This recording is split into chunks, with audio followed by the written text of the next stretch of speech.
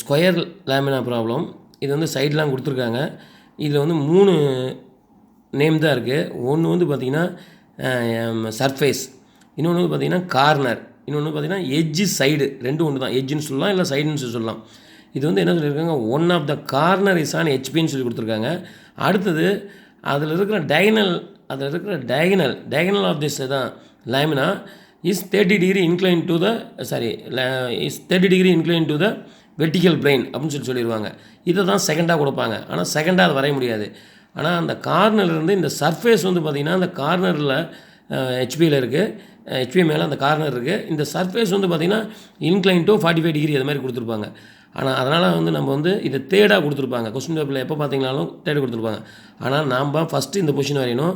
இதோட surface inclination வந்து பார்த்திங்கன்னா செகண்ட் பொசிஷன் வரையணும்.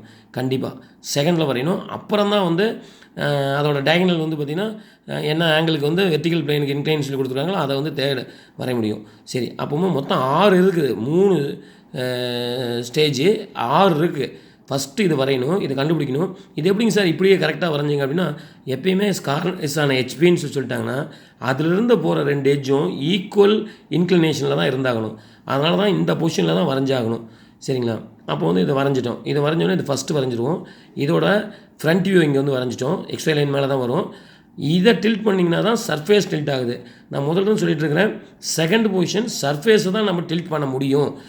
இந்த இதுக்கு வந்து பார்த்திங்கன்னா வந்து அந்த ஆங்கிள் வெர்டிக்கல் பிளேனுக்கு இன்க்ளினேஷன் இருந்தும் நம்மளால் வரைய முடியாது. அதனால் சர்ஃபேஸு தான் நம்ம வரையணும். ஆனால் அங்கே கொஸ்டினில் கேட்குறப்ப சர்ஃபேஸு இன்க்ளினேஷன் டு ஏதாவது ஒரு ஆங்கிளுக்கு வந்து பார்த்திங்கன்னா அது வந்து லாஸ்ட்டாக தான் கொடுத்துருப்பாங்க மோஸ்ட் ஆஃப் த ப்ராப்ளத்தில். ஆனால் நாம் வந்து சர்ஃபேஸை இந்த லைனை டில்ட் பண்ணிட்டிங்கன்னா surface incline to the horizontal plane அர்த்தம். இது வந்து தேர்டு வரையும், இது வந்து ஃபோர்த்து வரையும்.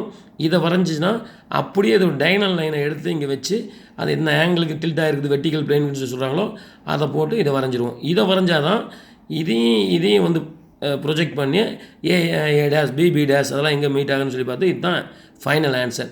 உண்மையாலும் இந்த ஃபைனல் ஆன்சர் மட்டும்தான் டார்க்காக இருக்கணும், மற்றதெல்லாம் லைட்டாக இருக்கணும். அதை மோஸ்ட்லி இப்போ இந்த இதுலேயும் போட்டிருக்கோம் பாருங்கள், இந்த புக்லேயே கொடுத்துருக்குறது கொஞ்சம் எல்லாமே டார்க்காக தெரியுற மாதிரி. சேம் ப்ராப்ளத்தை யூனிவர்சிட்டி எக்ஸாமில் ஒரு தடவை கேட்டிருக்காங்க. யூனிவர்சிட்டி எக்ஸாமில் கேட்டிருக்காங்க பாருங்கள், அதே ப்ராப்ளம் அதே இன்க்ளினேஷன். ஆனால் வந்து பார்த்திங்கன்னா இந்த டயக்ராம் வந்து பார்த்திங்கன்னா இங்கிருந்து 30 எடுக்கிறதுக்கு பதிலாக இங்கிருந்து 30 எடுக்கலாம். ரெண்டும் ஒன்று தான். இங்கிருந்து 30 எடுக்கிறதுக்கு பதிலாக இங்கிருந்து 30 எடுத்திருக்காங்க. இங்கே பாருங்கள், இங்கிருந்து 30 எடுக்கிறதுக்கு பதிலாக இந்த பக்கம் இருந்து எடுத்திங்களான்னு சரி, அதுக்கு வந்து அதே மாதிரி இந்த பக்கம் எடுத்திங்களான்னு சரி. அதனால் இது வந்து யூனிவர்சிட்டிலேயே சேம் ப்ராப்ளத்தை வந்து கேட்டிருக்காங்க. ஸோ